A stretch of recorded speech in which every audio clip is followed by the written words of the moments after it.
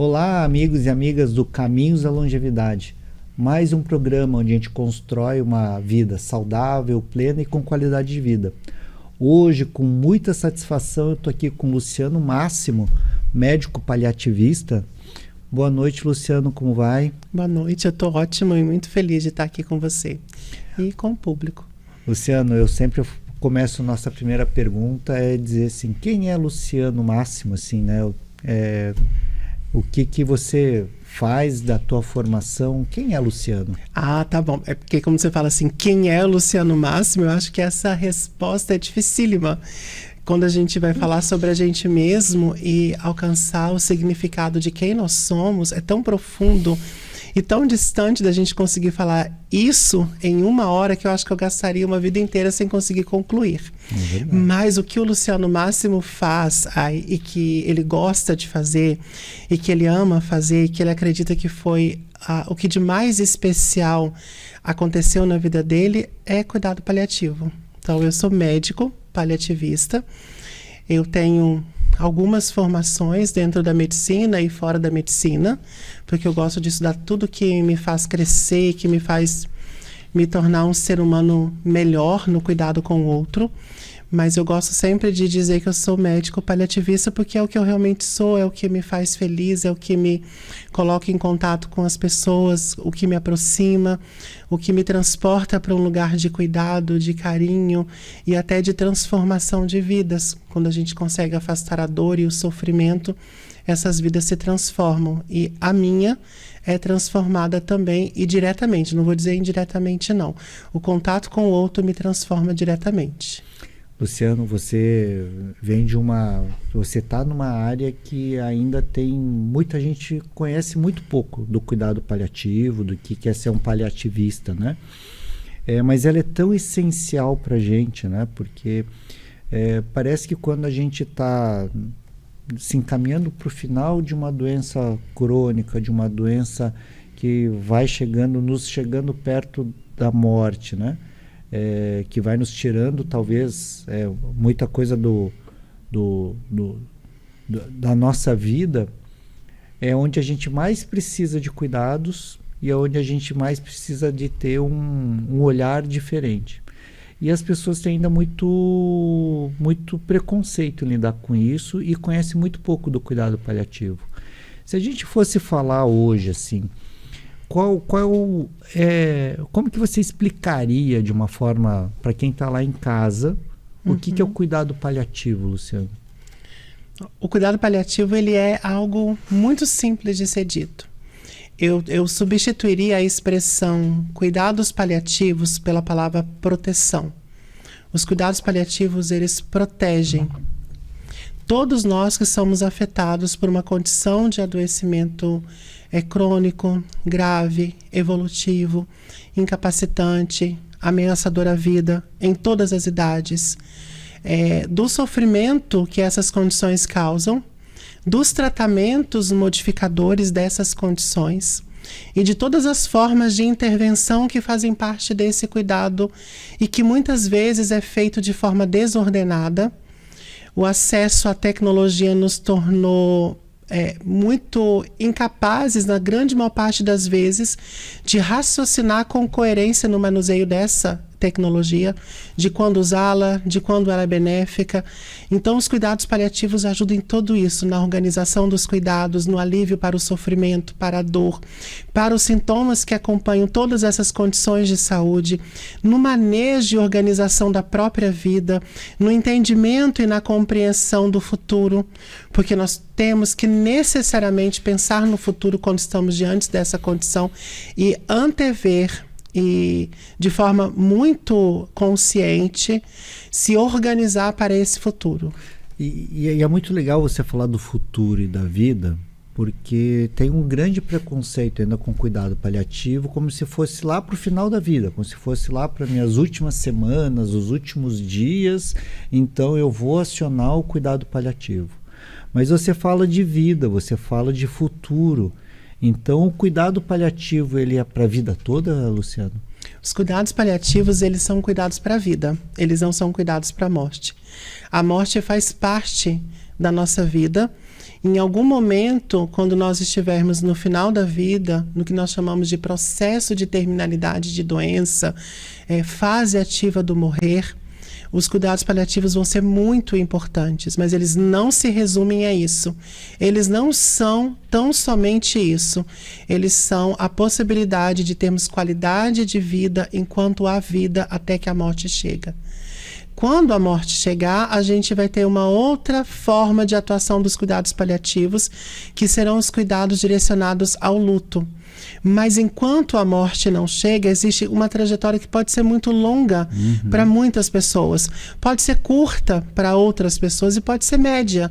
E eu estou pensando em consideração de tempo, porque cada pessoa tem o seu tempo na experiência do processo de adoecimento. Cada pessoa tem o seu tempo no processo do nascimento e no processo do morrer. Independente desse tempo, os cuidados paliativos são cuidados que focam a vida.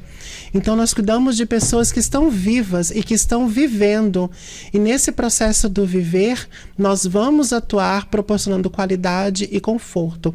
O preconceito reside no fato de que a medicina e outras áreas da saúde, elas são muito focadas no curar. E a morte ou a doença que não é curável, ela é entendida como um fracasso. E não existe fracasso na ordem da vida. A vida ela é dinâmica, ela é cíclica e tudo faz parte de experiência e aprendizado. Aquilo que eu não consigo transformar, eu consigo... Aquilo que eu não consigo mudar no sentido de curar, eu consigo transformar a minha relação com aquilo que acontece. E essa transformação da relação é que me traz a capacidade de ter resiliência e de conseguir lidar com tudo aquilo que me incomoda, que me transtorna e que me faz sofrer. E o cuidado paliativo é essencial. E eu ouso dizer, com muita franqueza e com muita sinceridade, que a gente deveria estar preocupado com todas as fases da vida. E nós deveríamos estar ocupados de oferecer cuidado paliativo para todas as pessoas e colocar cuidado paliativo na formação do sistema de saúde para que os profissionais não tenham medo daquilo que eu não consigo curar. E que entendam que aquilo que eu não curo, eu cuido. Eu consigo cuidar. Então eu posso cuidar sempre e fazer o melhor cuidado possível. E isso para mim é o mais importante sempre.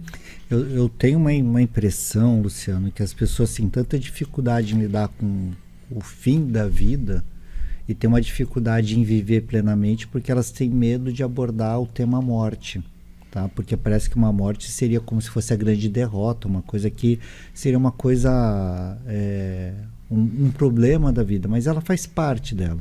E aí eu lembro de um filme que mudou um pouco minha vida, e que era Procurando Forrest, um filme com Sean Connery, e aí ele rapidamente, assim, é um filme que ele é um escritor famoso que passa a vida recluso, vivendo sem viver, né? E quando ele descobre que ele tem um câncer, ele tem mais um ano, ele sai num apartamento onde ele ficou recluso para viver, para poder viajar, para contar e conviver com as pessoas. Então parece que algumas pessoas que ao aprender que a morte vai vir, que é inevitável, parece que começam a viver de verdade, né? E acho que... E aí queria muito que você fizesse essa avaliação, assim, parece que a gente tem medo da morte, de abordar o tema morte, e por isso a gente não consegue viver de verdade. A gente vive numa ilusão.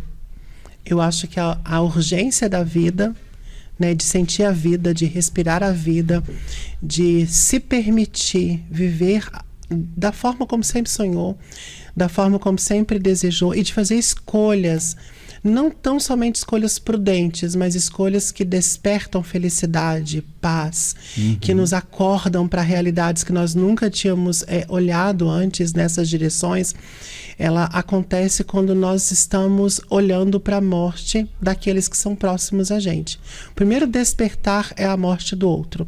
A morte do outro fala sobre a minha própria morte.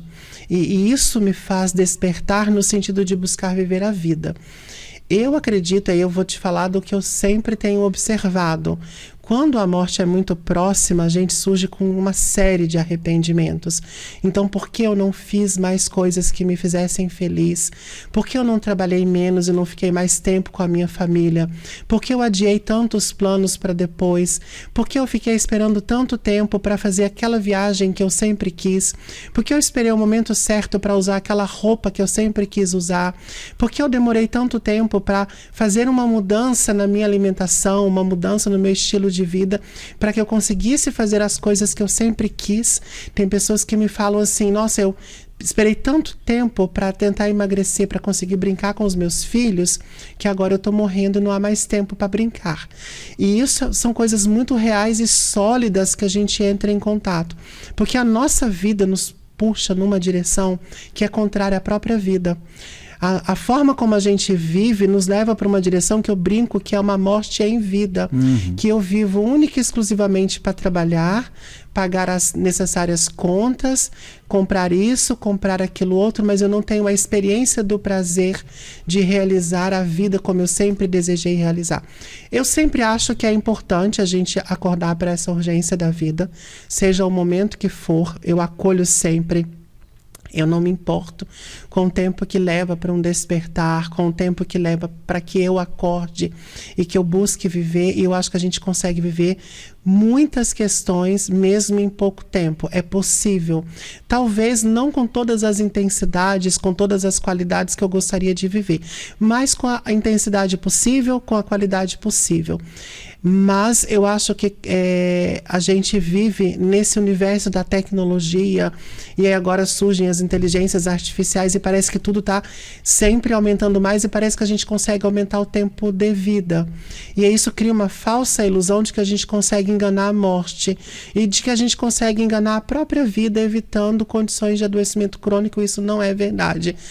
Envelhecer, aumentar a quantidade de anos na vida de alguém significa aumentar a quantidade de adoecimentos que nós teremos que enfrentar.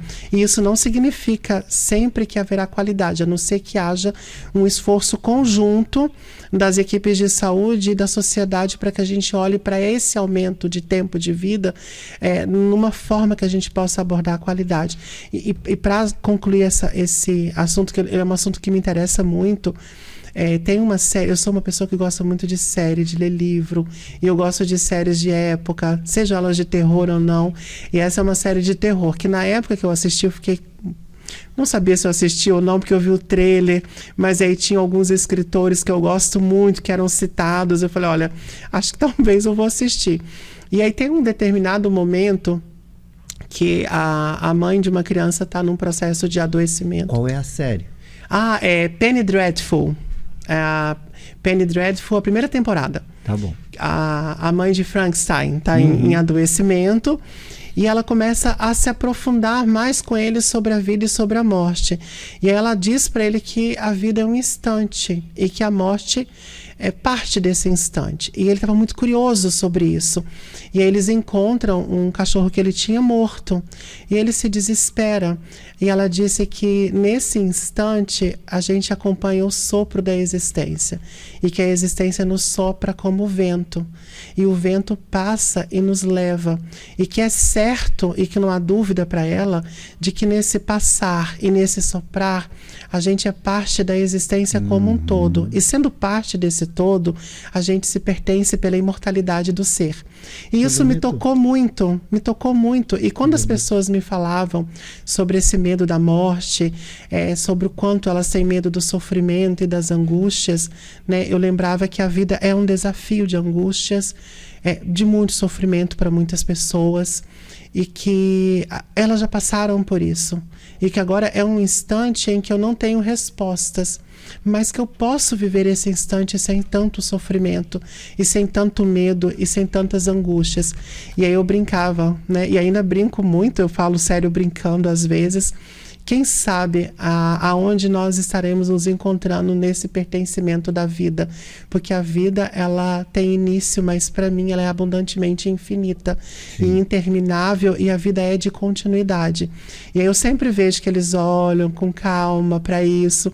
E eu acho muito interessante, porque até as pessoas mais simples, as quais eu conversei e falei nessa forma poética de enxergar a vida e a morte, eu percebi que elas se acalmaram muito e passaram a sorrir. Então é possível sorrir em qualquer fase da vida. A gente só não pode fugir dela, e eu acho que isso é um recado muito para nós da área da saúde e para a sociedade de uma forma geral. Nós não podemos mentir sobre isso, a gente não pode fugir mais sobre esses assuntos, e pensar sobre isso é pensar sobre vida.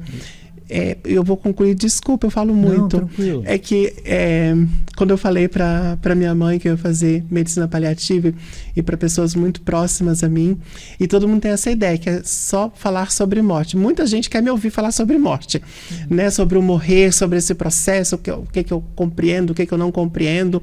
Sou chamado para fazer encontros em cemitérios para falar sobre luto. Eu vou para tudo que me chamam. E eu gosto muito de estar em todos os lugares, eu aprendo muito com as pessoas. Mas uma amiga falou assim: meu Deus, mas você vai falar muito sobre morte, isso vai atrair a morte para você. Aí eu falei para ela: não atrai a morte, atrai a vida. Porque aí eu percebo no morrer do outro a minha urgência por viver. E eu também percebo nos sofrimentos que o outro atravessa o que eu não quero que aconteça comigo. Eu não quero que algumas coisas atravessem a minha vida, e eu consigo refletir sobre isso e tomar decisões mesmo antes de estar no enfrentamento de uma condição de adoecimento crônica. E isso é salvador para a vida, porque você consegue planejar melhor a sua vida.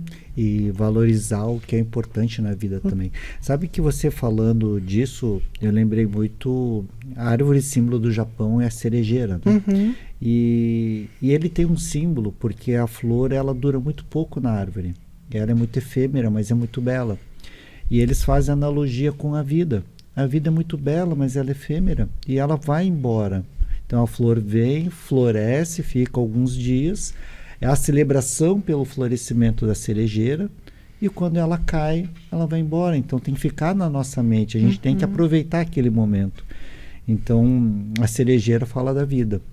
Então acho que isso é muito, para mim sempre foi muito simbólico, assim. Isso não é à toa que a minha mãe gostava tanto da cerejeira, e a gente conversava um pouco sobre isso. Mas tem uma coisa que é importante, Luciano, que você coloca sobre vida, né? Porque a gente hoje está num processo que ele é muito... Lembrando sobre essa questão dos valores e a vida como é hoje, essa urgência, eu lembro de um artigo do Leonardo Boff, que foi bem no dia 2 de novembro, falando sobre finados. Leonardo Boff falava como era importante a gente pensar no dia de finados, porque isso nos lembra que a gente vai ter a morte, mas para a gente valorizar a vida, e que a vida não é o material. Porque a gente hoje está numa sociedade que pensa tão no material, do ter, e não do ser, né? Que eu tenho que ter, eu preciso trabalhar, eu preciso possuir. E quando eu consigo me desligar do lado material e preparar o espírito, minha espiritualidade, eu me preparo para a morte, mas eu vivo melhor. Então eu acho que é muito disso. O Leonardo Boff me tocou isso. Esse artigo tem uns quase 40 anos já. Eu lembro que eu era adolescente, devia ter uns 15 anos, eu li num artigo do Leonardo Boff. Então acho que é muito simbólico isso. Mas eu também preciso conversar contigo para a gente entender de uma urgência que tu fala, da gente lidar com uma mudança que a gente precisa ter no nosso sistema de saúde, na nossa assistência em saúde, para que a gente possa cuidar e proteger de uma forma melhor a vida das pessoas, né? Porque a gente fica tão focado no curar e que a gente acha que não está cuidando da vida delas. Então hoje você, como médico que trabalha na saúde pública, trabalha tanto na prefeitura, lá no serviço de assistência domiciliar, mas também trabalha em hospital, também lidando com cuidado paliativo dentro do hospital. Você hoje tem um contato com a rede de saúde de uma forma muito, muito forte, assim. Quais são os desafios que a gente tem como médico, mas antes de ser como médico, como profissional de saúde, para que a gente possa ofertar serviços que lidem melhor com a vida. Ofertar serviços que lidem melhor com a vida. Com a vida, porque eu não quero falar de doença, eu quero falar da vida. Eu acho que a gente tem que começar olhando para a nossa própria vida, como a gente a tem vivido. E a gente precisa começar a imaginar como a gente gostaria que ela fosse vivida, olhando para a vida das pessoas que a gente ame. Eu acredito muito que o amor é a tônica que nos coordena e nos direciona sempre. Se eu consigo ter afeto, amor, compaixão pelas pessoas que me amam e que eu amo, eu preciso transportar isso para a minha realidade do trabalho, de enxergar na saúde pública a chance da realização do cuidado com o amor de alguém. Por isso que eu acredito que tudo comece com o amor que eu expresso. E olhar para a vida dessas pessoas para muito além de adoecimentos, para muito além de nome de doenças, mas para o nome que cada uma carrega, para a biografia, para o diálogo compassivo, para a comunicação terapêutica. Tudo começa com comunicação. Tudo começa com a compassividade na comunicação que expressa amor e generosidade, para que eu conheça essas pessoas. Então, para que eu tenha um serviço de saúde construtivo que olha para a vida, ele precisa começar conhecendo quem são essas pessoas, quem é esse público, qual é cada uma dessas pessoas na sua história biográfica, o que cada uma realizou, o que cada uma construiu. E isso é muito interessante, porque quando eu chego para conversar com alguém, é claro que eu já conheci o prontuário, os textos, né? Algumas coisas eu deixo para olhar só depois que eu conversar. Eu prefiro conversar primeiro do que olhar tudo que existe antes. E aí eu começo a fazer perguntas, né? O nome, né? Quem é você? Essa pergunta é dificílima. O que você gosta? Mas o senhor já não sabe da minha doença? Por que o senhor está perguntando tudo isso? Aí eu falo, porque você não é o resumo da doença. Você é a expressão de uma vida para muito além da doença. E eu preciso olhar para a sua vida. Porque em algum momento você aprendeu e entendeu que não é importante que as pessoas olhem para a sua vida, mas para o nome da doença. São exercícios que, se a gente começa a fazer, a gente começa a entender o que é importante no cuidado e o que é importante na vida. E se eu fosse falar mais, eu acho que a gente teria que melhorar tanta coisa nos sistemas de saúde, não só público ou privado, para que a gente se ocupasse mais em prevenir, em transformar as realidades, em dar acompanhamentos que consigam antever o futuro, evitando com que as coisas aconteçam. Porque depois que é chegado a algumas condições de adoecimento, eu não consigo mudar essa realidade, mas eu consigo transformá-la muito antes que ela chegue. Eu consigo fazer essa mudança. Então, eu acho que, além da comunicação, além da capacidade de olhar para o outro, de se aproximar do outro, de tocar a alma do outro, sendo uma pessoa humana que encontra com outra pessoa humana e que se desnuda assim como ela precisa se desnudar para que você cuide. Olhar para que as coisas não aconteçam e não continuem acontecendo e que gerem tantos processos de adoecimento, não só físico, mas mental, espiritual, social, familiar. Eu sempre falo com os residentes e com os alunos que nenhuma pessoa humana pode ser olhada a partir de uma única dimensão, que é a biológica, que é essa mecanização do corpo humano. E isso é antigo, isso já fez muito parte dos sistemas e das culturas dentro dos serviços de saúde, ainda continua fazendo dentro dessas... Eu brinco que é uma medicina medieval, acontece em muitos lugares em que você olha mecanicamente para o outro. Não, as pessoas elas existem no biológico, mas elas existem no espiritual, no religioso, no social, no econômico, no político, no histórico, no cultural. E eu preciso cuidar dessa pessoa em todas essas dimensões em que ela existe.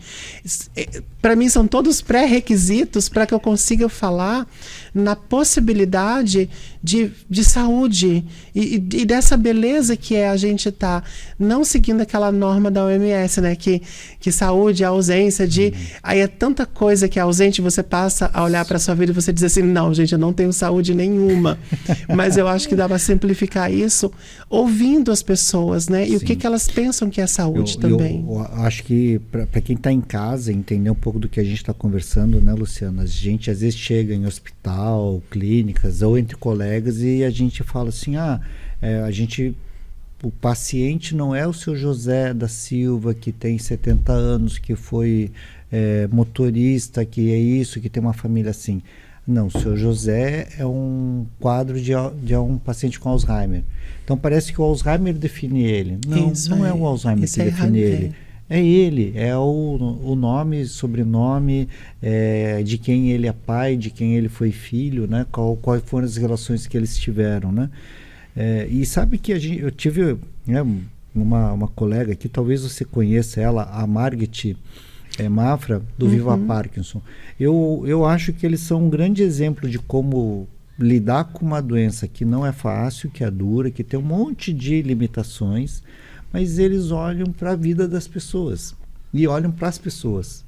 Então os encontros deles são muito festivos, amorosos, divertidos, e eles estão celebrando a vida lá, apesar de uma doença. Mas a doença não importa naquele momento, importa é a vida, né? Importa o que eles podem ter com as famílias, com eles. Então acho que ela faz muito desse cuidado paliativo, né? E que é um nome que às vezes não resume, né? É um nome difícil, né? Porque ele fala tanta coisa, mas que a maioria das pessoas talvez entenda diferente do que a gente gostaria de fazer com cuidado paliativo. São as questões das traduções, né? Eu estava estudando ontem, eu falei que eu estudo muitas coisas, né? E ontem eu estava estudando budismo. E aí eu estava estudando um tradutor que estava conversando sobre o significado das palavras de cada época, né? E de cada país no momento que você faz uma tradução. E o quanto elas têm significados diferentes e até mesmo opostos do mundo atual. E cuidado paliativo, quando ele vem em outros lugares do mundo, cuidado paliativo vai significar cuidado paliativo. No Brasil tem essa confusão com paliativo no Brasil, né? Eu vou fazer um remendo nessa porta, eu vou fazer só um paliativo. O que é isso? Isso é fazer qualquer coisa. E aí isso vira um problema, porque as pessoas, quando chegam nos cuidados paliativos, elas chegam transportando essa ideia.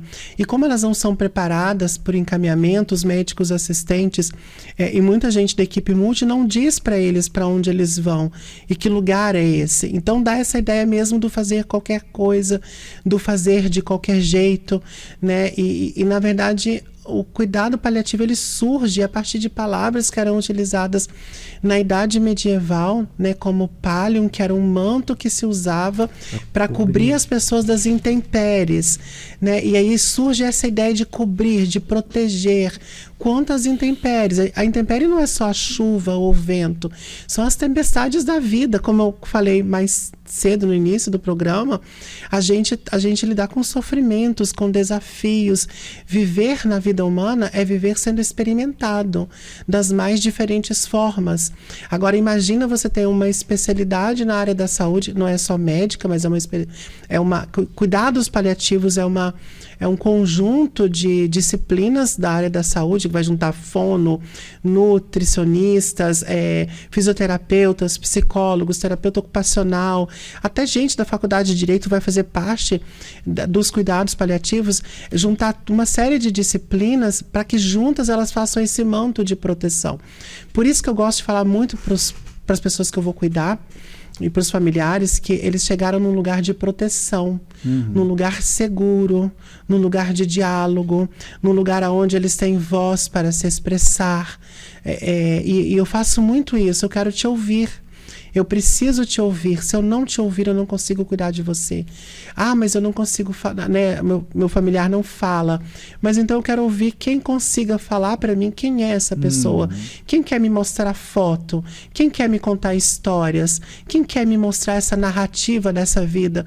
Porque a narrativa dessa vida ela é bonita, ela tem que ser conhecida. E para que eu faça um cuidado que ofereça a dignidade conforme os conceitos de experiência dessa vida, alguém tem que me contar como essa vida é narrada. Não dá para olhar só para o mecânico, para o corpo, para o orgânico, para o biológico, porque eu vou falhar, eu vou errar, e esse cuidado não vai ser bom. Eu preciso mergulhar em tudo, eu preciso conhecer tudo, eu preciso conversar. E aí até alguns ficam impacientes comigo, né? Porque falam assim, meu Deus, mas quanta pergunta, o que você está perguntando? Fazia, gostava de comer, não sei o que, trabalhava com o que, Eu falo, mas é a biografia. Não me esconda as histórias, porque são essas histórias bonitas que a gente não conta que faz com que o nosso cuidado ajude a gente a viver melhor. Você sabe que agora você falando, eu sempre achei que eu era muito curioso, né? Até porque sempre fui curioso mesmo, e uma grande professora minha falava que um bom médico tinha que ser curioso. E você falando sobre fotos, quando eu vou fazer visita em casa com meus pacientes, eu adoro pegar aquelas paredes cheias de foto e ficar olhando. E aí eu pergunto para eles, né? E eu tenho que me explicar assim, que eu adoro essas fotos de família. E eu achava que era só curioso. Agora você me falando, eu estou entendendo que eu estou fazendo o certo também. É prática de cuidado. A gente fez uma vez um cuidado com uma senhora que estava nesse processo da dor e da angústia, dos diagnósticos difíceis, né? Ela perguntou quanto tempo de vida eu tenho, né? Eu preciso me organizar, eu preciso saber. E eu propus a ela que a gente fizesse em conjunto uma organização das fotografias e que a gente mergulhasse nessas histórias junto com os familiares, para que a gente resgatasse o sentimento de dignidade, de valor, esse sentimento que nos faz querer viver e que nos faz querer ter esperança e até fé num futuro tão sem dor quanto a gente imagina que vai ser os processos finais da vida. E ela topou. Então a gente pegou várias fotos, a gente fez recorte, a gente colou em cartolina, a gente pregou na sala e a gente ficava olhando.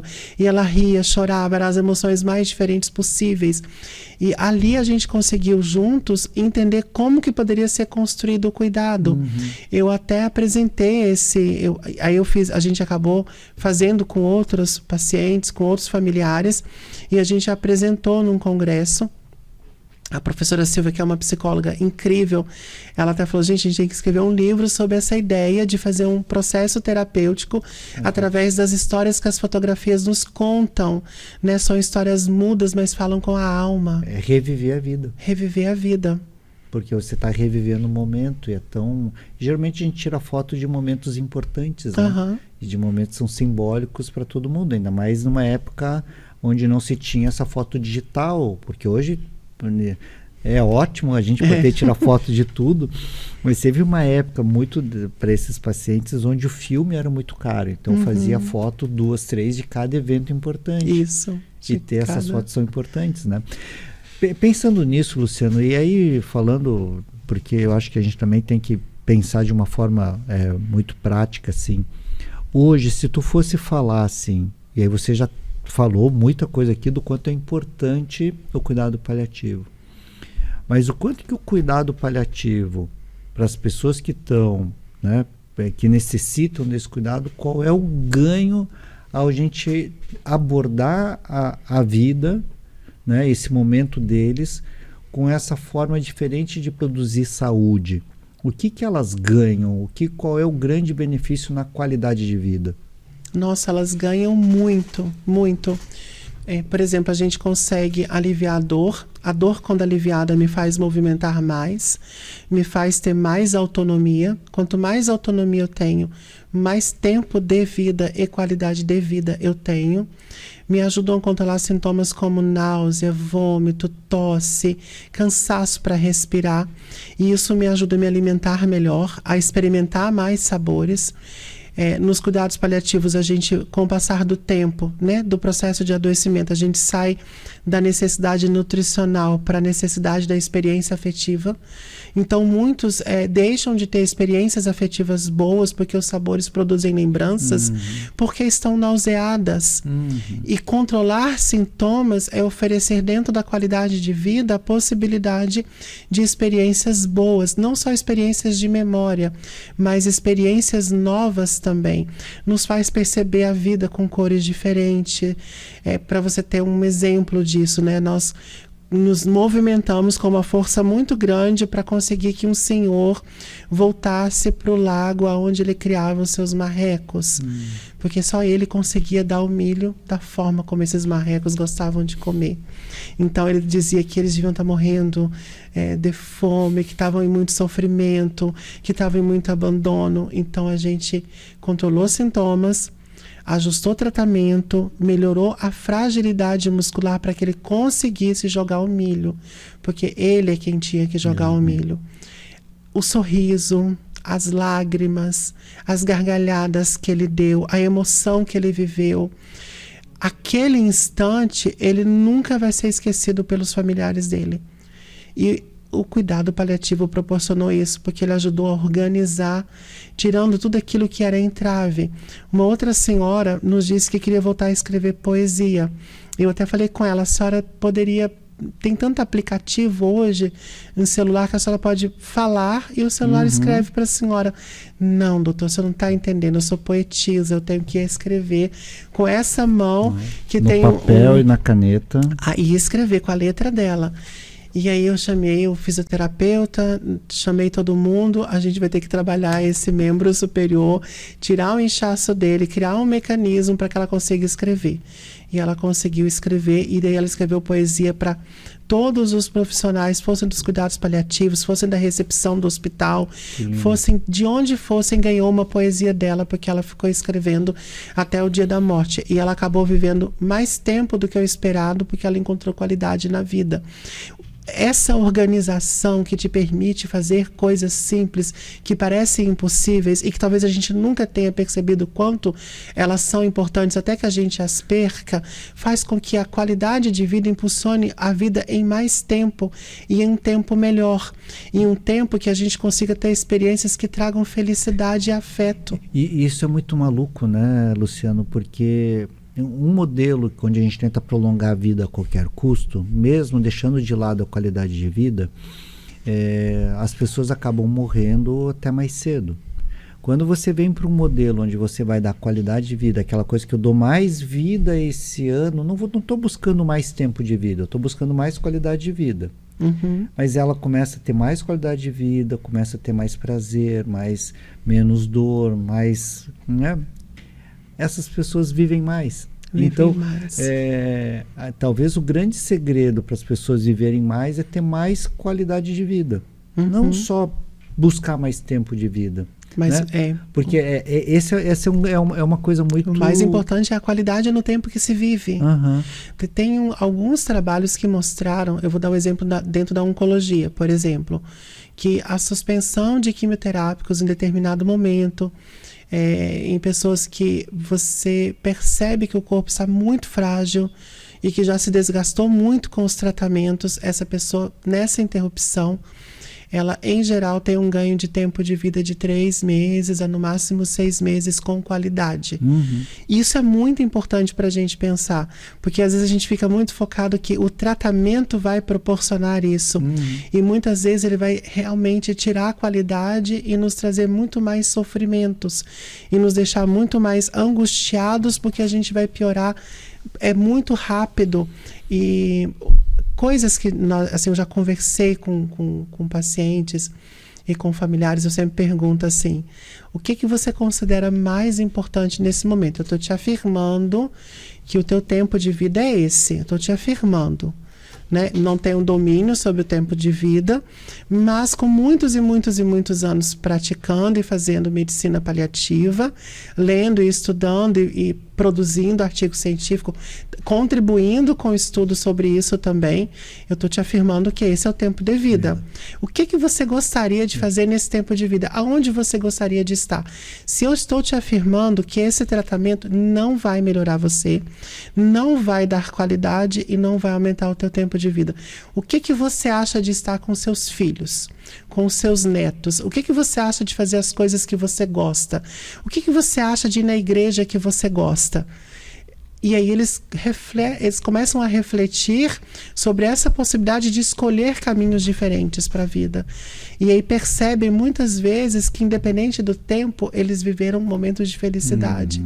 E esses momentos de felicidade, eles diminuem dor.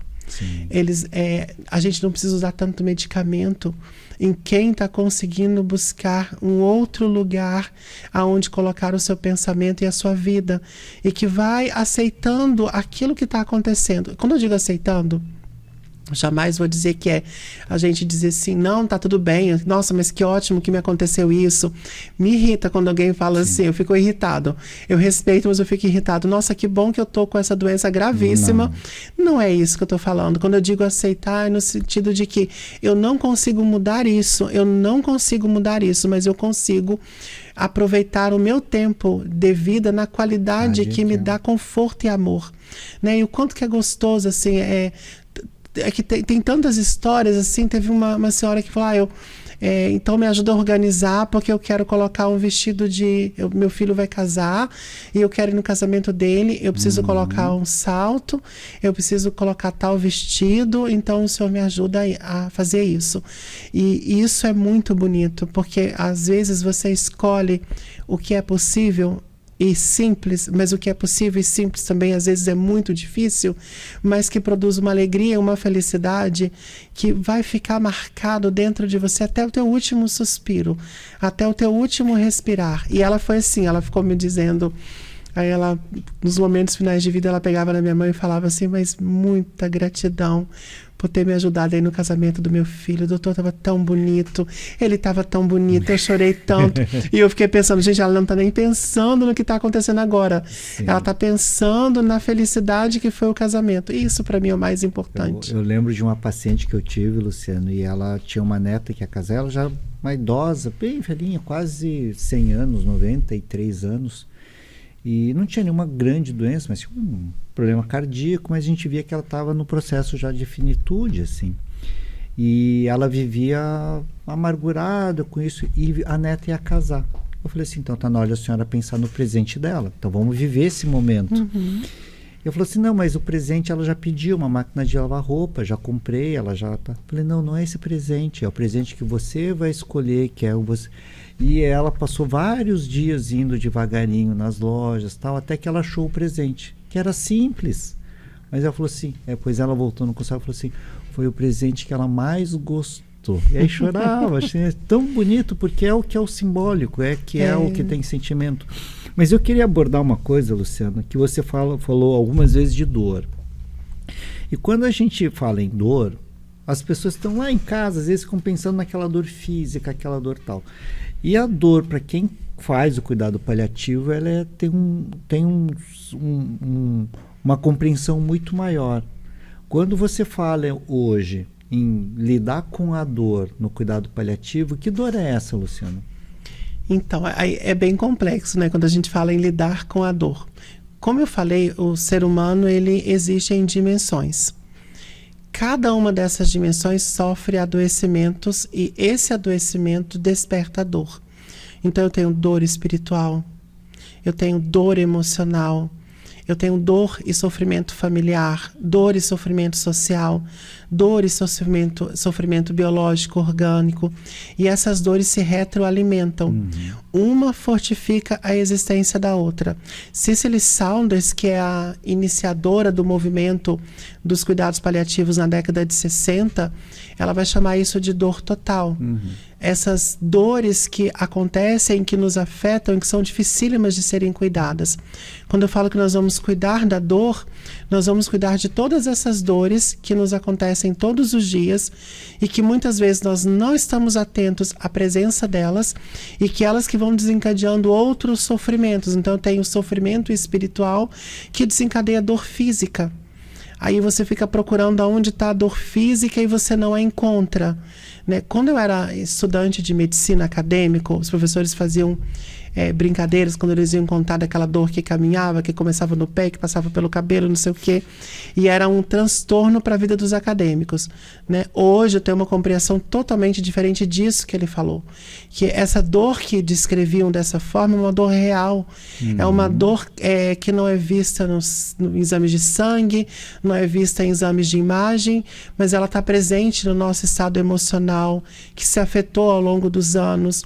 na nossa condição espiritual, que se afetou e que se tornou tão desesperançosa, na nossa condição social, econômica, política, quantas pessoas em gravíssimos processos de adoecimento político. E isso é uma coisa que é tão marcante na vida do outro, e são dores, e são angústias, e são sofrimentos indescritíveis. Então, quando eu olho para uma pessoa e nós estamos conversando, e eu estou perguntando coisas que parecem íntimas e às vezes sem sentido, e às vezes vem um monte de perguntas e provocações, eu estou buscando essas dores que não são faladas, essas dores silenciosas, né? Eu fico preocupado no reumatismo com a minha articulação, eu fico preocupado no câncer com a dor óssea, eu fico preocupado nas doenças pulmonares com a dor do respirar.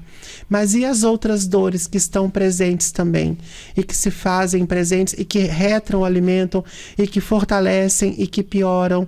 E essas dores, para serem cuidadas, tem que ter intervenção interdisciplinar. Tem que ter um olhar interdisciplinar para tudo isso, para que a gente possa fazer muitas coisas, porque o cuidado paliativo pode fazer muito. E são muitas as intervenções que os cuidados paliativos conseguem fazer. Vou citar um caso pessoal, né? O pessoal em casa entender muito. Assim, minha mãe, ela no final de vida, ela teve um câncer de pâncreas, né? E no final da vida dela, a grande dor dela, que ela tem o meu sobrinho, o primeiro neto, era o xodó dela. E ela tinha a dor dela era garantir que ele pudesse fazer a faculdade. E ela só foi tranquila quando eu falei para ela assim: não, mãe, vai tranquila, a gente vai garantir que ele faça. Tá? Pode deixar, mãe, eu vou assumir a responsabilidade. Porque era questão se ele ia ter condições financeiras ou não de fazer a faculdade. E quando eu falei para minha mãe, falei, tranquilo, a gente vai conseguir manter. E aí você me promete? Eu falei, sim, mãe, então tá bom, então posso. É uma dor que ela tinha, porque ela não abordava sobre isso, mas ela tinha essa dor. Então, é essa dor que o pessoal em casa às vezes tem que entender que existe. Não é aquela dor que é no braço, no joelho, na barriga. Que também existe, que também existe na sua dimensão, mas tem elas outras se dores, falam. né? E são dores tão sofridas quanto uma dor de barriga, uma dor de joelho. São terríveis. E como eu disse, elas se manifestam fisicamente também. Elas se manifestam fisicamente. Teve um colega nosso que num congresso, ele falando sobre essa dor, e ele citava de um rapaz que tinha mãe muito católica e ele tinha virado do candomblé. E quando ele adoece, ele vai para casa da mãe para ela cuidar, a dor dele era com medo da aceitação da mãe com a religião dele. E quando a equipe trabalhou essa conjunção, ele falou assim que a coisa mais bela foi ver um dia que ele não estava tão bem, o pessoal do terreiro que ia cantar para ele, a mãe dele foi lá cantar junto, as cantas do candomblé. E aí ele falou assim, eu vi um sorriso no rosto dele que tinha cessado uma dor. Então, é isso, né? Luciano, eu faço no final do programa para ver como passa rápido o programa quando a conversa é boa, né? Porque a gente podia ficar mais umas 3 horas conversando aqui. Meu Deus, eu nem vi o tempo passar. Mas aí você vai ter que voltar, né, Luciano? Então já prepara a tua agenda, que algumas conversas a mais a gente vai ter aqui, né? Mas eu gosto no final do programa para a gente tratar dos mitos e verdades. Então, são coisas que a gente vê na sociedade, na internet, no que as pessoas falam, e você vai dizer se é mito ou verdade, tá bom? Então, vamos lá. Cuidados paliativos são só para as pessoas em estado terminal? Isso é mito ou é verdade? Isso é um mito terrível. Os cuidados paliativos devem começar no momento que se é feito o diagnóstico de uma doença ameaçadora à vida. E quando eu digo ameaçadora à vida, não é apenas a ameaça da morte, é a ameaça de tudo aquilo que modifica, que dificulta e que se torna um obstáculo na nossa experiência da vida. Então, é uma ameaça a tudo, e os cuidados paliativos têm que começar nesse momento. Independente se existe possibilidade de cura, independente se existe tratamento modificador, os cuidados paliativos vão caminhar junto do diagnóstico durante toda a vida. Tanto que tem pessoas que estão recebendo cuidados paliativos há 10 anos, há 20 anos.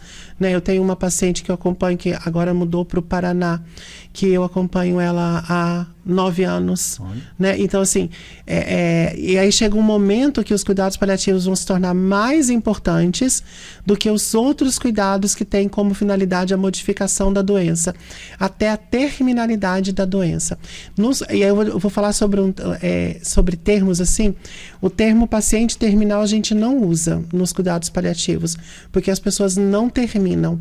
As pessoas continuam sempre, e elas vão estar vivas na lembrança, no imaginário, na crença, na espiritualidade de cada família e de cada pessoa que ama essa pessoa. E a gente sempre diz que o que acontece é a terminalidade do processo de adoecimento, que realmente ele termina com a morte. E a gente também não diz paciente paliativo, porque cuidado paliativo e medicina paliativa, esses nomes referem-se a tratamento.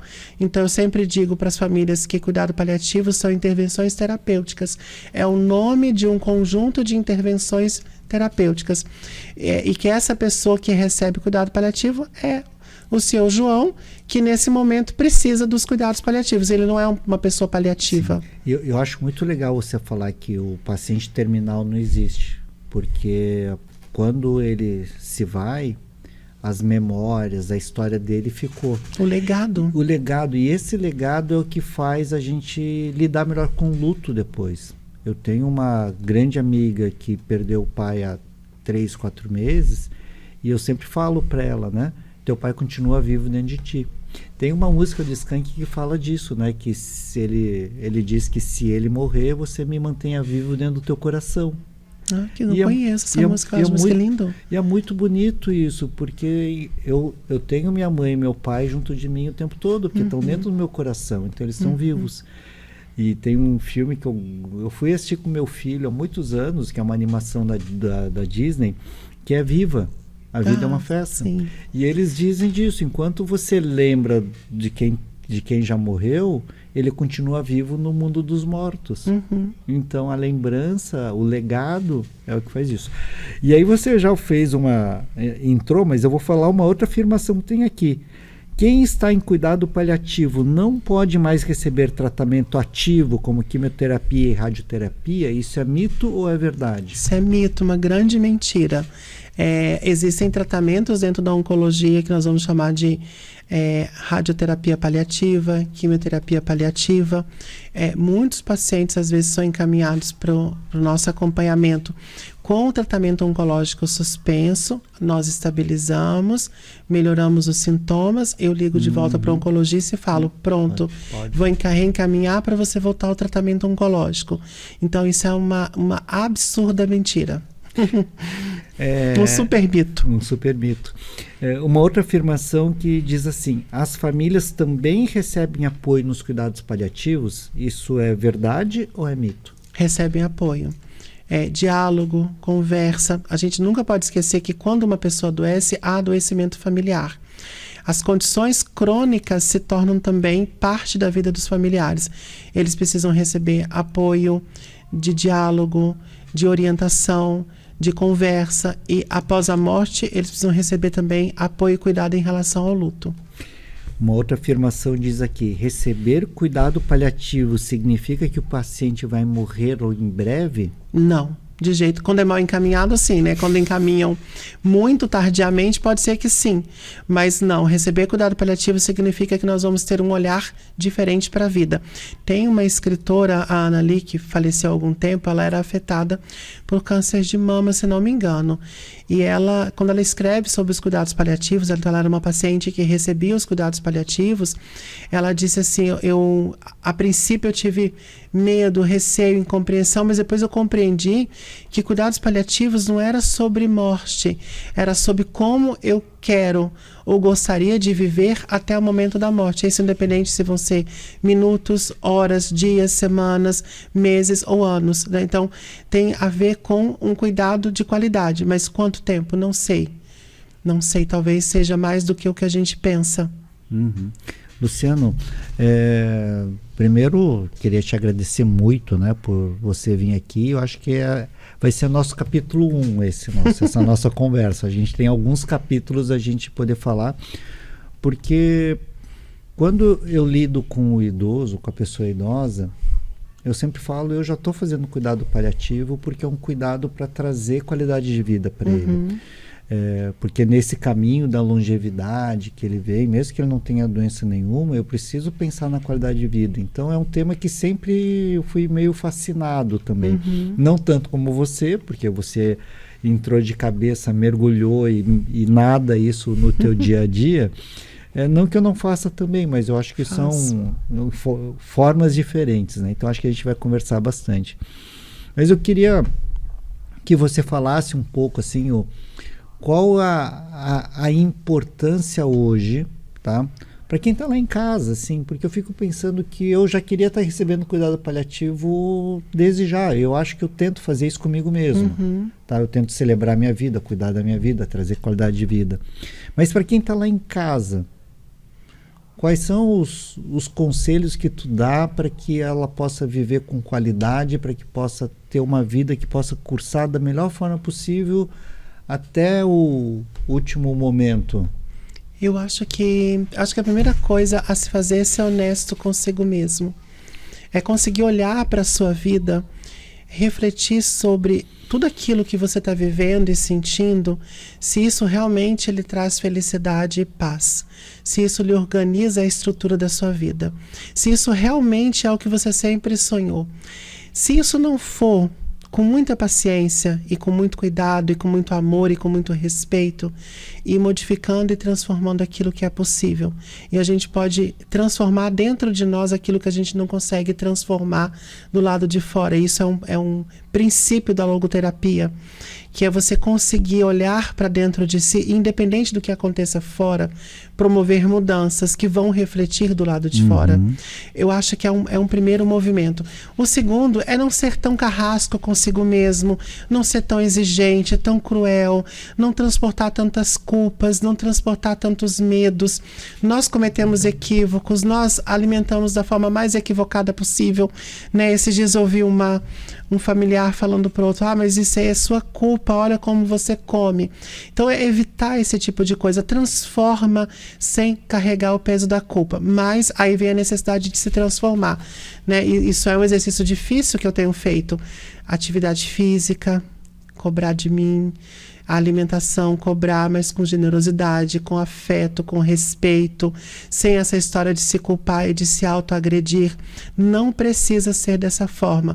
Pode ser com generosidade, com afeto e com amor, mas precisa começar a manter as mudanças que vão ter significado na nossa vida, que vai produzir um envelhecimento saudável, um envelhecimento com qualidade de vida, com uma longevidade tranquila.